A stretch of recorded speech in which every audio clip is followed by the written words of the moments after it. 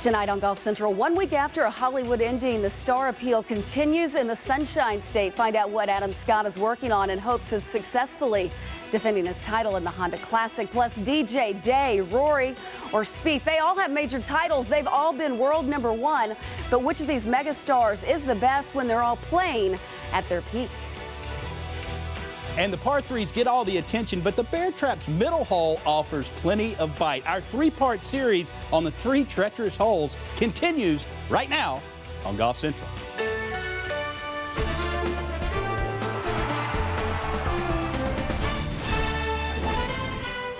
Golf Central, brought to you by Titleist. Here are the top storylines heading into the Honda Classic. Adam Scott is the defending champ. He won by 1 shot last year despite a quadruple bogey at the par 3 15th in round 3. A few of the other notables in the field based on their performance here last year. Sergio Garcia was the runner-up. Justin Thomas tied for 3rd, and Ricky Fowler, he was the 36-hole leader. And don't forget about these European stars either. Danny Willett, Matthew Fitzpatrick, and Rafael Cabrera-Bello. They're all making their first U.S. starts since the Ryder Cup. With that, we welcome you in. Great to have you with us tonight on Golf Central. I'm Lisa Cornwell. The Florida swing is about to kick into high gear, and last season, no player was running hotter than Adam Scott. For more on the world's 7th-ranked player, we take you live to Palm Beach Gardens, Florida, and say hello to Steve Burkowski. Hey there, Lisa. No doubt about it, a year ago, Adam Scott really took charge here in South Florida, winning the Honda Classic, and then the following week at Doral. But this is a new year, and on this day, Adam Scott spent much of his time on the practice putting green. A week ago, he finished tied for 11th at Riviera, but really looking to shore some things up with the putter, one of his big goals for this upcoming year. And right now, he is in the process of getting his game in shape with some big events on the horizon. It's important time of year for everyone, but for me, last week, the first week on tour for me, and trying to iron out the kinks that showed up. That all feels good on the range at home and early in the week, and then when the shots actually count, it's a little bit different. So nothing major, just a few little things to work on today and tomorrow, and then hopefully get back in that rhythm like I had here early in the spring last year. And trying to defend a title this week's always special.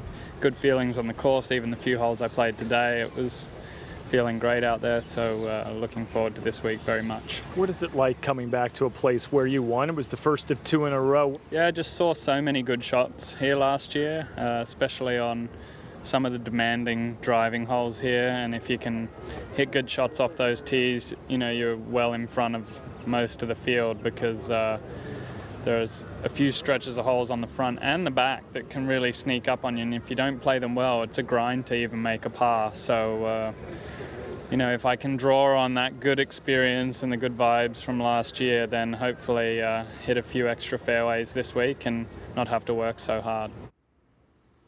Ball striking has never been an issue for Adam Scott. The problem is, though, he doesn't have to want to work so hard on and around the greens. In fact, he told me that the short game, the 100 yards and in, really let him down in the second half of the year. Said it was nowhere close to where he needed it to be. So to fix it for 2017, Adam said he's going to approach it just a little bit differently to try to stay sharper physically and mentally. And Lisa, he said with this different approach, he hopes that the goals and the results will soon follow. Burko, thank you. He's a player certainly who gets the results he wants, especially when things are clicking. Time to welcome in Tripp Eisenhower, my notorious sidekick here.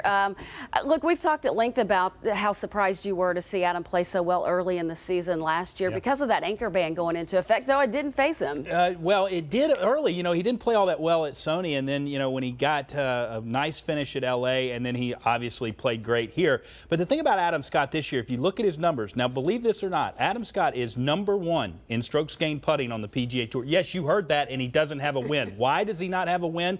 Well, he's way down in strokes gained approach shots, and he's 208th in proximity. Now, he talked a little bit about his ball striking last week on Sunday, and he wasn't that concerned about it because he just thought he just needed a little fine-tuning.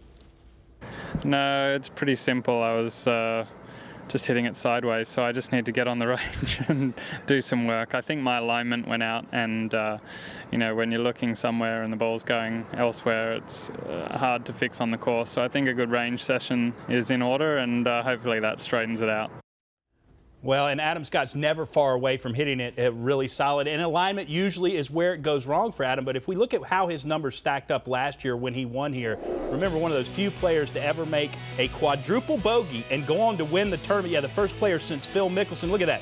Nobody hit more greens. Nobody was hitting it closer. That's the typical Adam Scott that you see. Fantastic off the tee. And look, he just needs to putt a little bit better than average, which is exactly what he did. And that's why he won this golf tournament. But believe that or not, Lisa, he's number 1 in strokes gained putting. He starts hitting it well. Watch out for Adam Scott, because he definitely likes this place. Yeah, and such a great ball striker. You have to think that's going to happen at any moment. We did hear from Adam today. He talked to Steve Burkowski, but you'll hear from him tomorrow as well when he meets with the media. Let's see who will be playing alongside in the opening. Justin Thomas and Padraig Harrington. They go off the 10th tee on Thursday at 7:45 Eastern Time. Let's talk about one of those guys in that trio, Justin Thomas. Are we in Groundhog Day with him? Because I feel like we're seeing, I know he has an extra win, but we're seeing a lot of familiar finishes with this young player this season compared to last. Yeah, well, okay, we know what he did in Hawaii. Right. Obviously, he defended his title at the CIMB in the 2016 part of the schedule. Fantastic stuff. But then he obviously, when he hit Hawaii, played fantastic. But if we look at how his results last year compared to this year, heading into this tournament, well, you can see he missed the cut in Phoenix in both. He played just so-so in Genesis by his standards. But there you can see he gets to Honda Classic and tied for 3rd. What does it lead to this week? Well, you got to like his chances here for a couple of reasons. This is a very tough golf course. In fact, the toughest non-major golf course on the PGA Tour last year. But what did Justin Thomas do? All 4 rounds in the 60s. That's rarefied air at PGA National Champion Golf Course.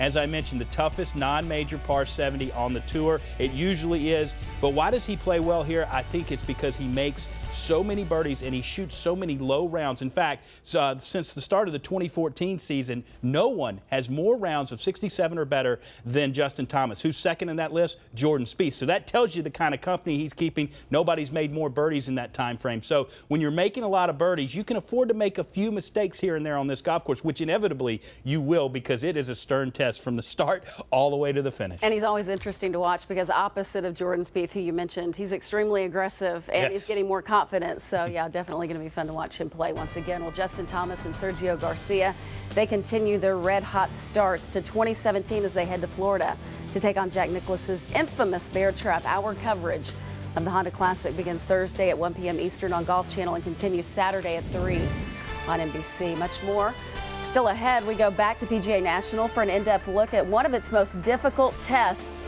the par 4 16th, the second of 3 holes in the famed Bear Trap. Plus, John Feinstein and Jeff Shackelford battle it out an alternate shot, which of the game's biggest stars right now would get their pick if all systems were a go. And look who's back. One of the game's most dominant players. She's teeing it up this week in Thailand. An update on Inbee Park's return to competition. That's next on Golf Central. Golf Central is brought to you by the new Vokey Design SM6 wedges. Progressive design, precision performance. Grip confidence, grip golf pride.